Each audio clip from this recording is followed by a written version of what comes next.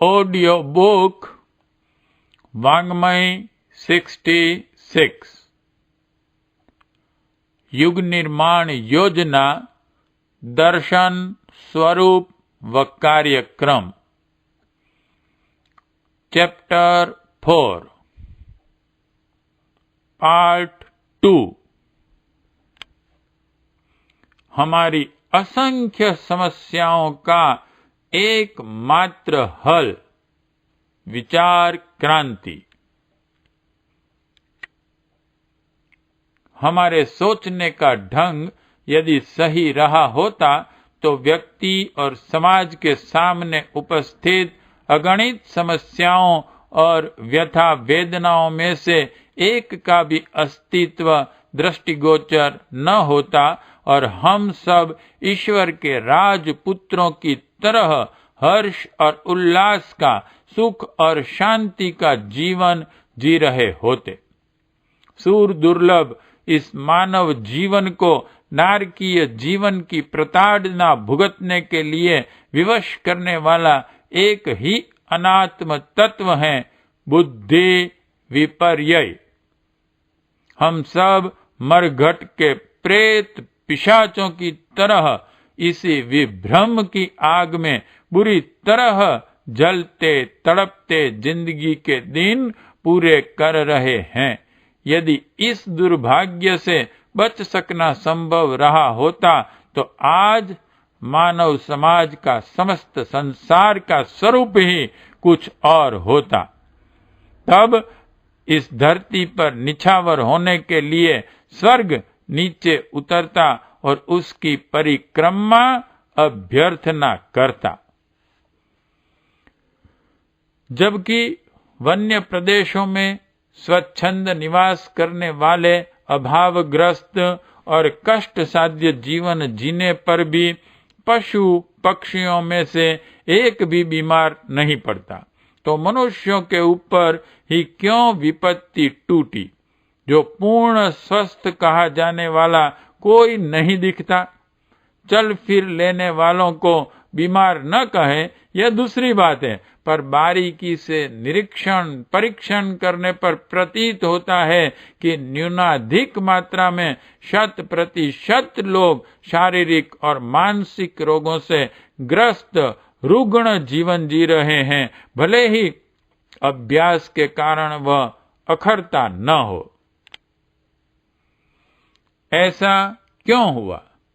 उत्तर एक ही है।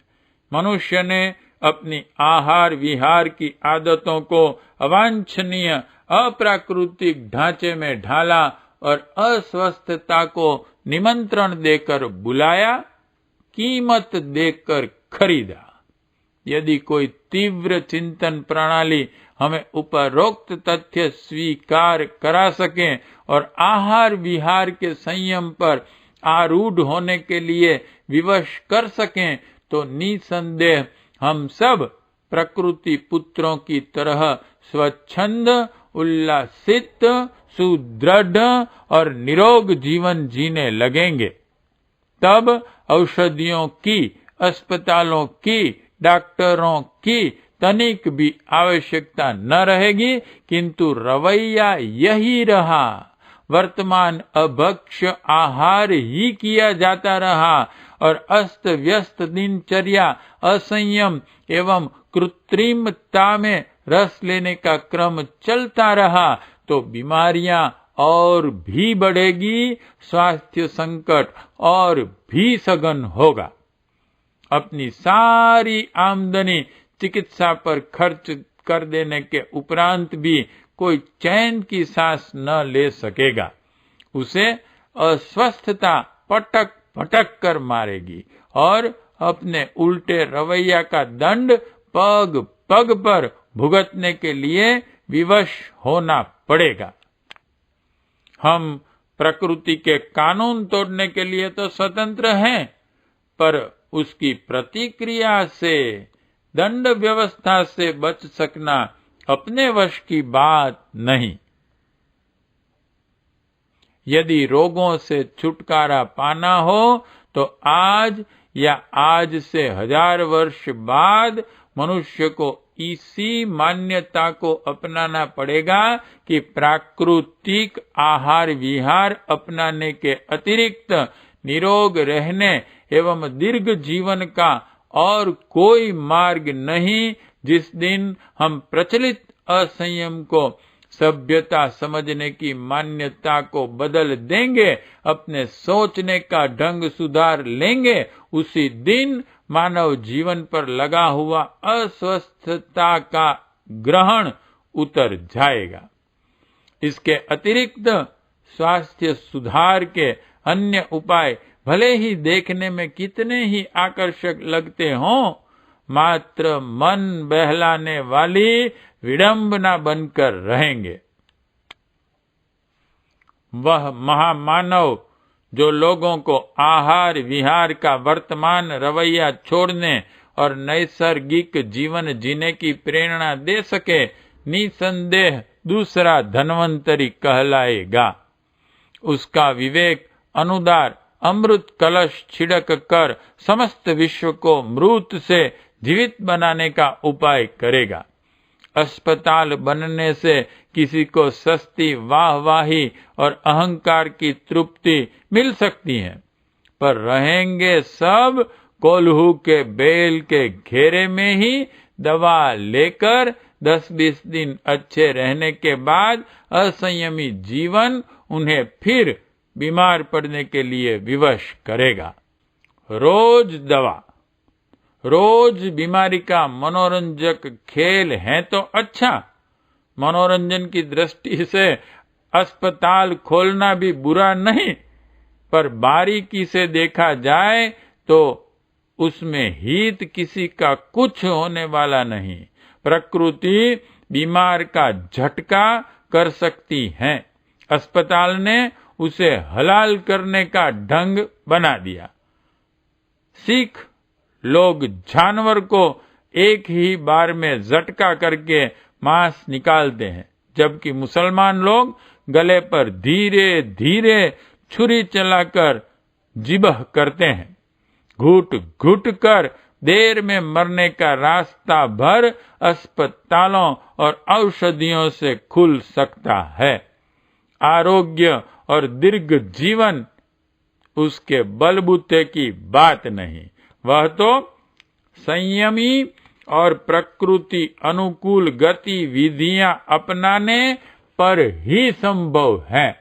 यह तथ्य समझने समझाने की प्रक्रिया यदि किसी योजना के अंतर्गत पूरी की जा सके है, तो समझना चाहिए कि संसार के समस्त अस्पतालों, औषधि निर्माणशालाओं, मेडिकल कॉलेज, शोध संस्थान, डॉक्टरों से मिलकर जितनी लोक सेवा हो रही है, उसकी अपेक्षा इस विचार परिवर्तन प्रक्रिया से लाख गुनी अधिक सार्थक सेवा हो सकती है। गरीबी का कष्ट संसार में बहुत है। 3/4 लोग अपने को अर्थ संकट में फंसा हुआ अनुभव करते हैं। इसका कारण राजनीतिक क्षेत्र के नेताओं की अदूरदर्शिता तो है ही, साथ ही व्यक्ति की कठोर श्रम से बचने की, आराम तलबी की, ठाठ बाट बढ़ाने की, सामाजिक कुरीतियों से चिपके रहने की आदत भी इस संकट के लिए कम जिम्मेदार नहीं है। यदि लोग पसीना बहाकर कड़ी मेहनत करने की आदत डाल लें, तो अपनी यह जमीन 10 गुना अधिक उत्पादन दे सकती हैं। शिल्प, व्यवसाय, कारखाने सोना उगल सकते हैं। जापान और इजराइल जैसे छोटे देशों के उदाहरण सामने हैं। वहां के नागरिकों ने श्रमशीलता को अपनी आराध्या देवी बनाया और निरालस्य को देवता। कमर कसकर परिश्रम से लिपट गए तो स्वर्ग के देवताओं ने संपत्तियां, विभूतियां और सफलताएं उन पर बरसाई। अपने घर में अच्छी खेती होते हुए भी लड़के तनिक सी पढ़ाई पढ़ लेने के बाद शहरों में क्लर्क की ढूंढने और नरक जैसी गलियों के गंदे मकानों में सड़ने के लिए लालायित फिरते हैं। यह श्रम की अप्रतिष्ठा और आराम तलबी की आदत का मोटा नमूना है। जब तक यह मनोभूमि बनी रहेगी, अपने देश का उत्पादन न बढ़ेगा। गांवों से शिक्षित लड़के पानी में डूबने के लिए तालाब की ओर दौड़ने वाले पागल सियारों की तरह शहरों की ओर भागते रहेंगे, तब तक 80% गांवों में बसा हुआ भारत आर्थिक एवं सामाजिक जीवन में प्रगति कर ही नहीं सकता। सामाजिक कुरीतियां हमारी हड्डियों को चबाती हैं और नस नस पर चिपकी हुई जोंकों की तरह हमें दरिद्रता की यंत्रणा सहते रहने के लिए विवश करती है। प्रचलित विवाह प्रथा को ही लीजिए।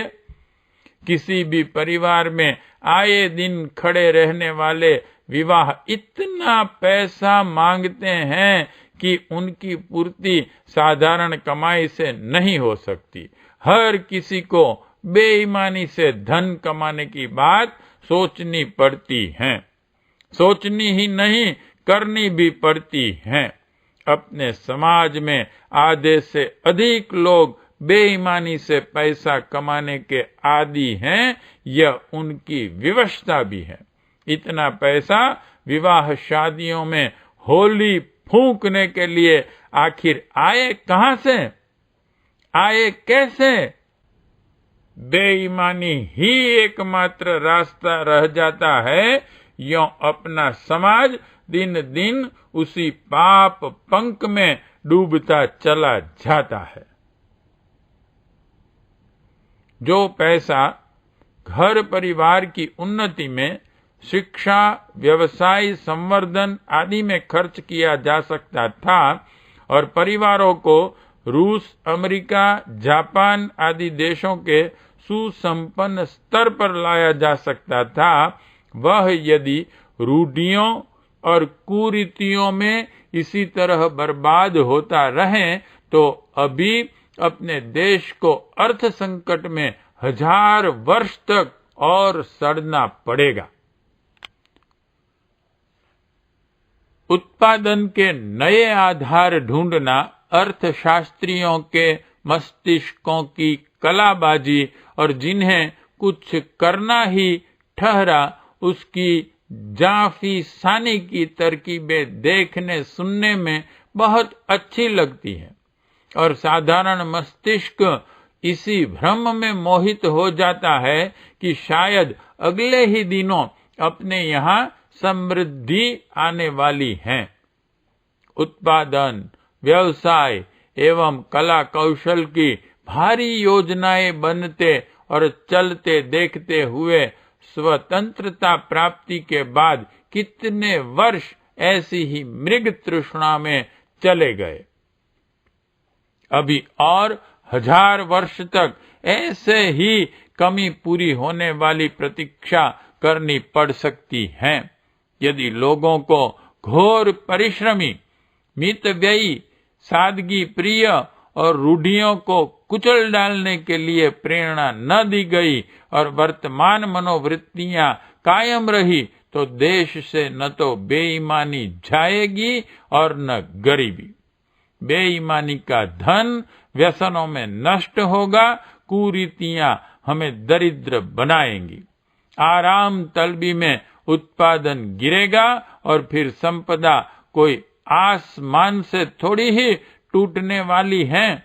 कोल्हू के बेल की तरह हम तथाकथित योजनाओं के चक्कर में घूमते तो मजे में रहेंगे, पर बढ़ना 1 इंच भी आगे न हो सकेगा।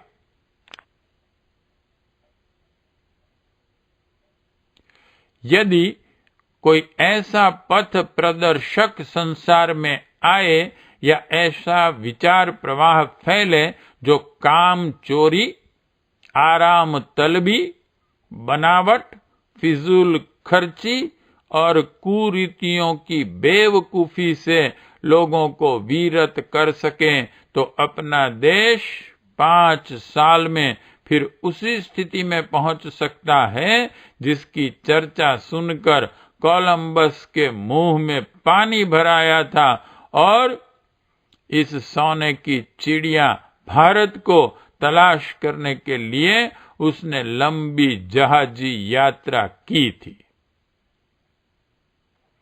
अर्थ दरिद्रता हमारी मानसिक दरिद्रता की प्रतिक्रिया प्रतिछाया मात्र है। जब तक विचार पद्धति न सुधरेगी, अर्थ संकट दूर होने की आशा दुराशा मात्र ही बनी रहेगी।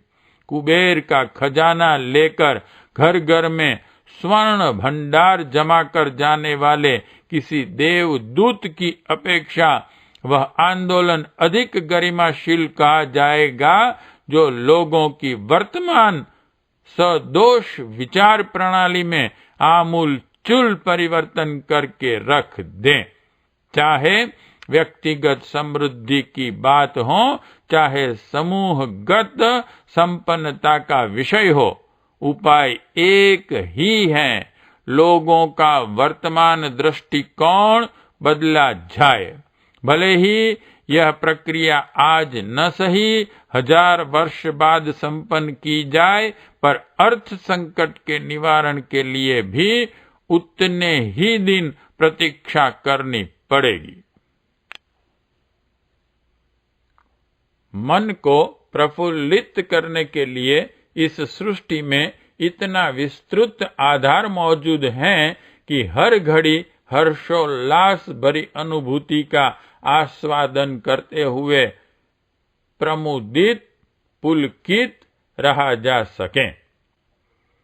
आसमान के तारे, धरती पर फैली हुई हरियाली, नदी, पर्वत, ऋतुओं के परिवर्तन, सुंदर खिलौने जैसे पशु पक्षी, लोगों की उदारता और सेवा बुद्धि के आधार पर विकसित हो सका अब तक का अपना जीवन, गुलदस्ते जैसे परिवार, सत्पुरुषों के साथ कभी भी सत्संग प्रदान कर सकने वाली स्वाध्याय सुविधा, विज्ञान द्वारा विनिर्मित अगणित सुविधा साधन आदि असंख्य धाराएं इस संसार की ऐसी हैं जो प्रचुर परिणाम में हमारे चारों ओर विद्यमान बनी रहती हैं और हर घड़ी प्रमुदित होने का अवसर प्रदान करती है।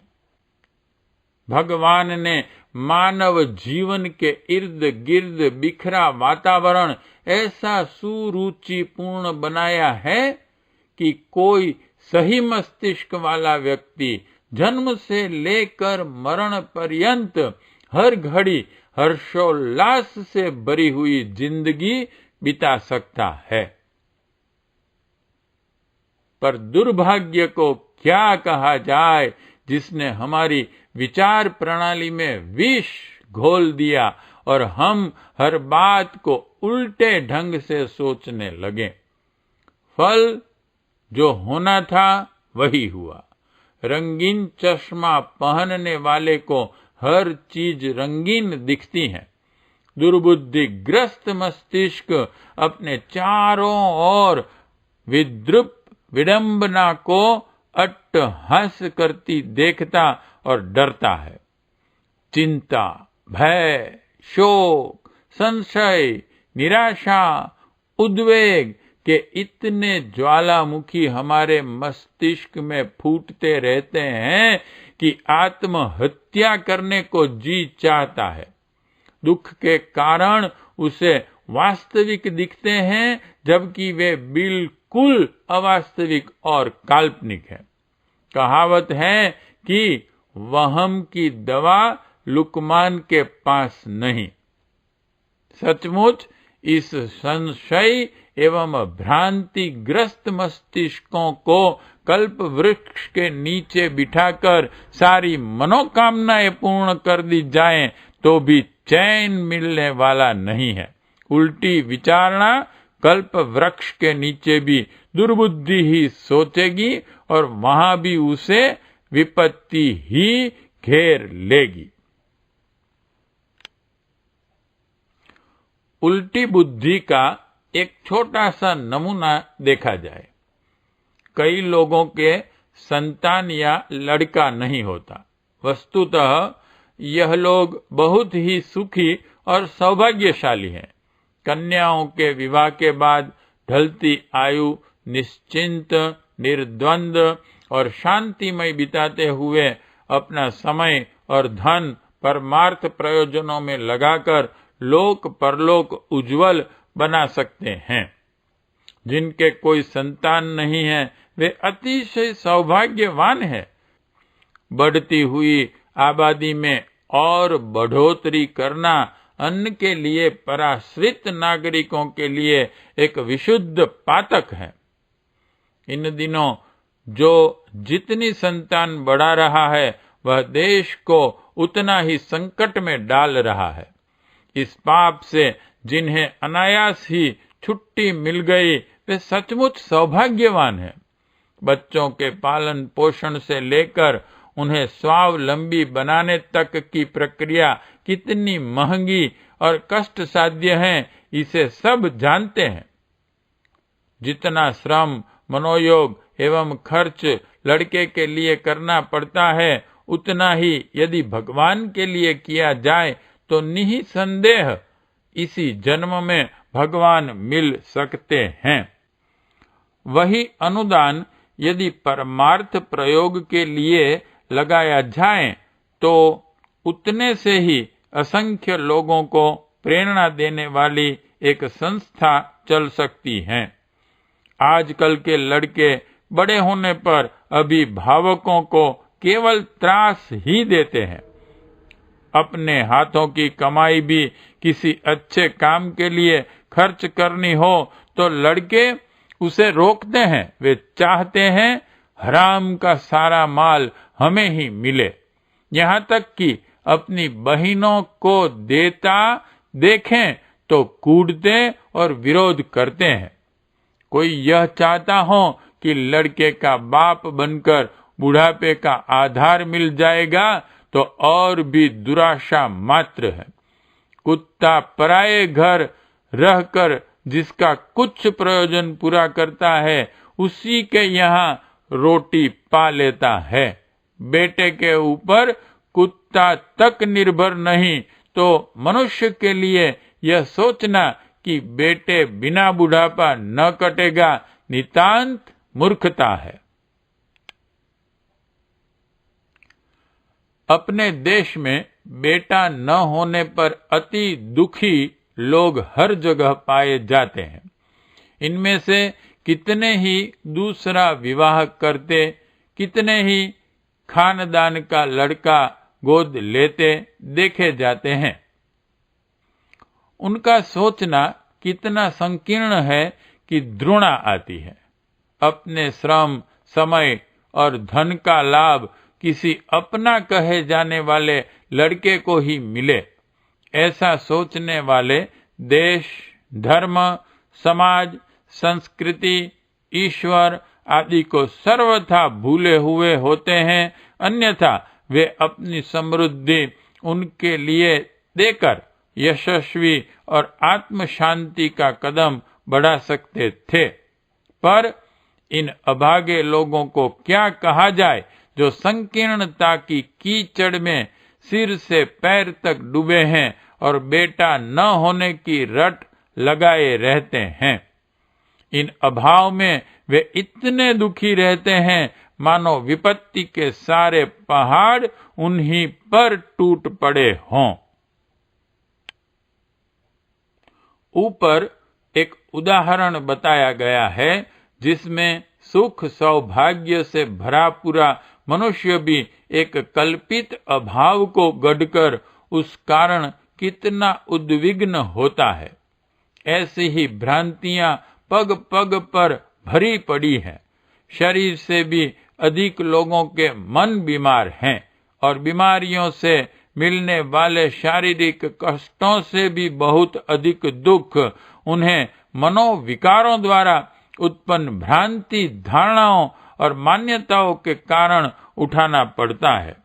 यदि कोई ऋषि या अवतार लोगों को सही रीति से विचार कर सकने की पद्धति सिखा सकने में सफल हो जाए तो ईर्ष्या, द्वेष, घृणा, प्रतिशोध, चिंता, भय, निराशा, शोक, उद्वेग, संशय आदि के कारण चिता पर जलती लाशों की तरह अंतर व्यथाओं के आग में जलते हुए इन अगणित प्रेत पिशाचों को मुक्ति दिलाने वाला पुण्य कमा सकता है। भगीरथ ने गंगा लाकर नरक में जलते अपने 60,000 पूर्वजों को मुक्ति दिलाई थी। यदि सद्विचारणा की गंगा कोई ला सके और उसके शीतल जल से हर मस्तिष्क को सींचा जा सके तो उसमें से प्रत्येक में फल फूलों से लदी एक सुरम्य वाटिका विकसित की जा सकती है। समाज में अगणित अपराध बढ़ रहे हैं। ठगी, बेईमानी, चोरी, गुंडागर्दी का ऐसा बोलबाला है कि सामान्य नागरिक को अपनी सुरक्षा भारी पड़ रही है। इसका निवारण अति कठोर दंड और फौजी शासन जैसे निर्मम नियंत्रण से तो संभव है, पर प्रजातंत्र जैसी प्रणाली में कानूनी कलाबाजी देखने वाली पुलिस, कचहरी, जेल से कुछ रोकथाम होने वाली नहीं है। पेशेवर अपराधियों के लिए यह सब सिर्फ मजाक की चीजें हैं। वे उनकी गतिविधियों पर अंकुश लगा सकने में कहाँ समर्थ होती है। अपराधों को देखकर अपराध बढ़ते हैं।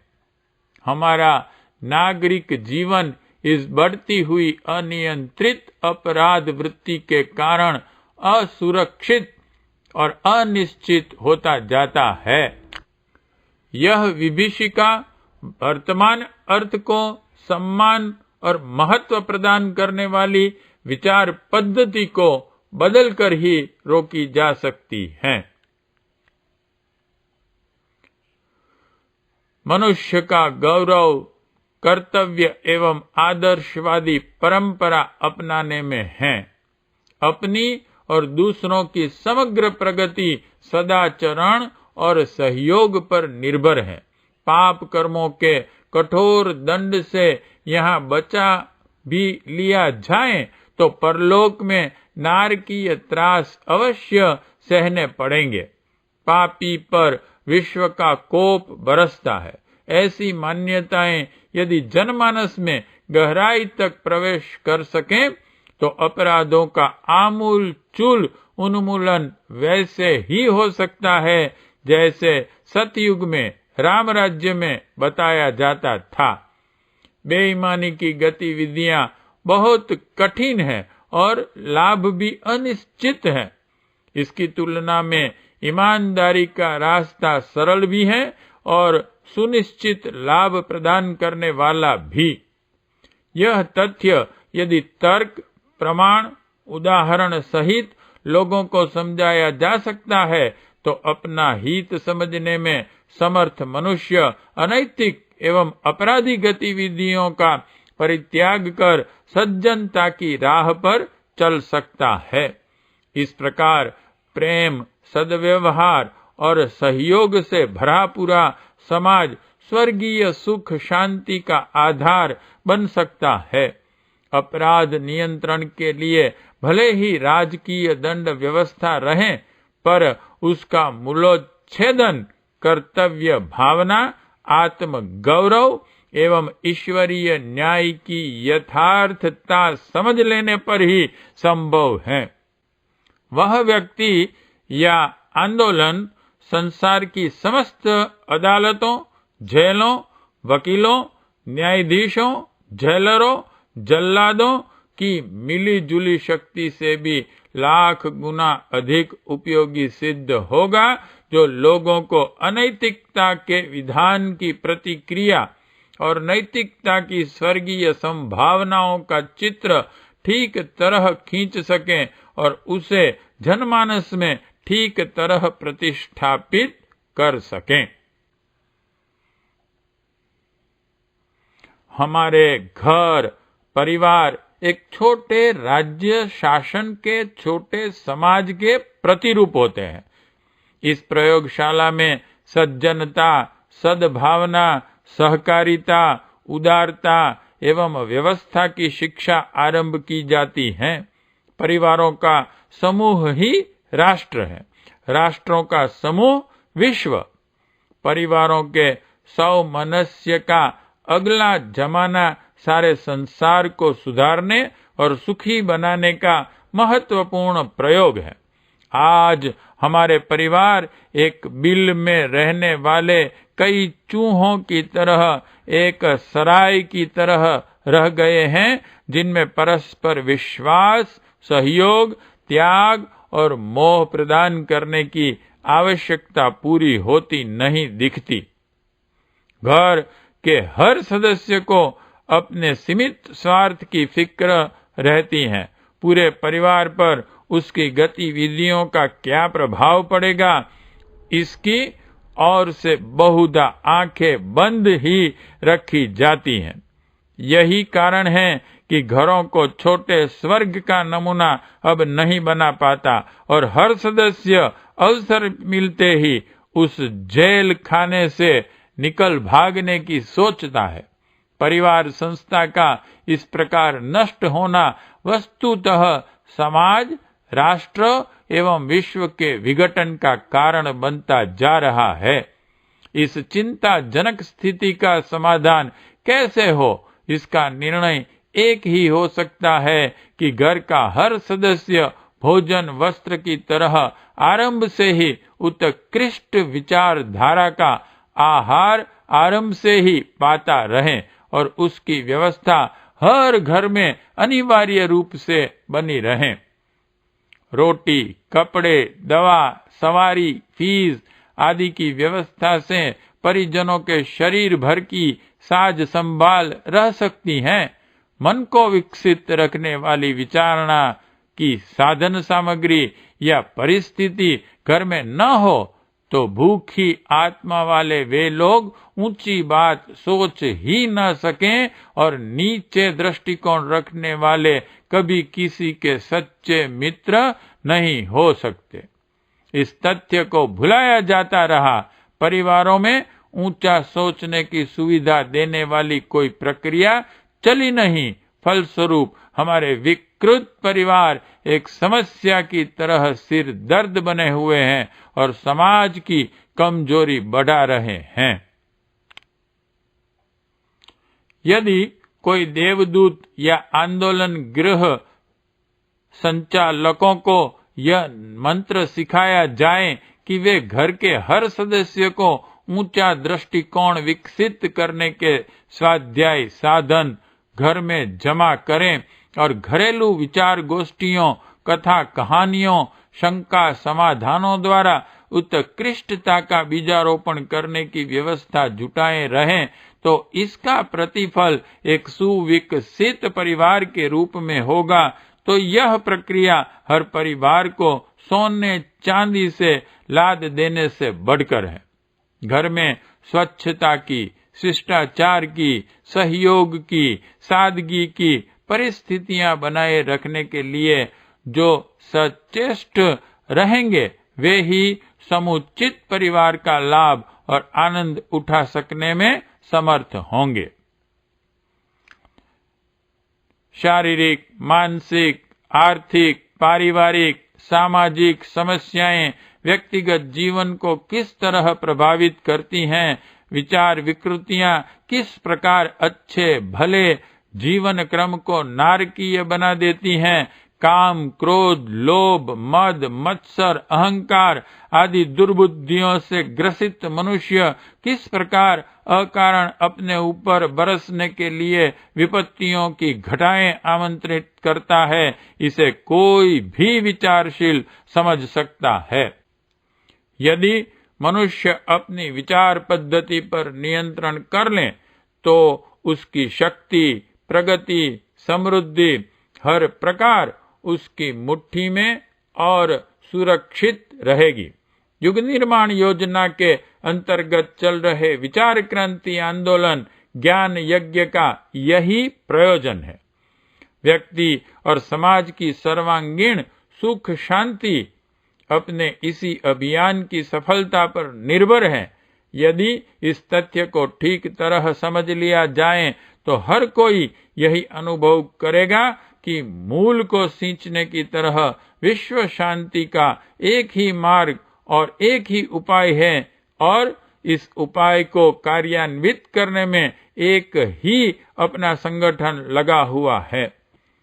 भले ही लोग आज उसकी उपयोगिता और महत्ता न समझें, पर अगले दिनों जब मानव जाति के उत्थान पतन का सूक्ष्म विवेचन किया जाएगा, तब समीक्षा को और अन्वेषकों को एक स्वर में यही स्वीकार करना पड़ेगा कि विकृतियों और उलझनों के इस युग में समस्त विपत्तियों की जननी विकृत विचारधारा की अभिवृद्धि ही थी और उसे पलटने के लिए केवल मात्र एक ही प्रयोग द्वारा सुव्यवस्थित रूप से कार्य हुआ और उस प्रयोग का नाम था युग निर्माण योजना द्वारा संचालित ज्ञान यज्ञ।